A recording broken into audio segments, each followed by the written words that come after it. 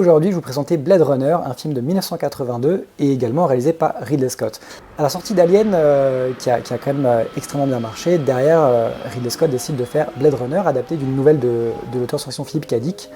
La nouvelle s'appelle Les androïdes rêvent-ils de moutons électriques. Ça a été une production très compliquée pour lui, pareil, peu de gens croyaient dans le projet et Ridley Scott a une façon dans tout son cinéma un petit peu de changer les attentes qu'on a. On s'attend à Alien à avoir un film de science-fiction, c'est un film d'horreur. Blade Runner, on s'attend aussi à un film de science-fiction, finalement c'est un thriller, c'est un film au noir dans une univers de science-fiction. Notamment avec un Harrison Ford qui lui sortait de Star Wars avec donc une pauvreté énorme et qui était ce héros avec le sourire charmeur, et d'un seul coup Ridley Scott caste Harrison Ford dans ce rôle de policier à la limite de la dépression, dans un univers noir, sombre, il pleut tout le temps. Le film en plus a granté de la sublime musique de Vangelis.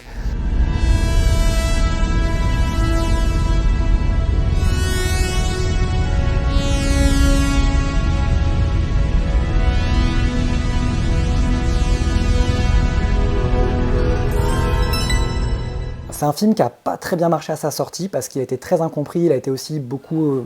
Ridley Scott n'avait pas le final cut, donc le montage final sur ce film.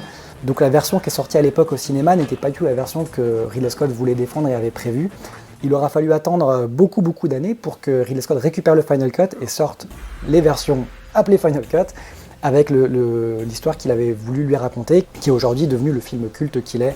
Donc Blade Runner, pareil, on pense à un film de science-fiction, et en fait on va voir un film, finalement un film de policier, un film noir, et qui a été d'ailleurs suivi récemment par une suite réalisée par Denis Villeneuve, Blade Runner 2049, et qui est aussi un film d'ailleurs exceptionnel.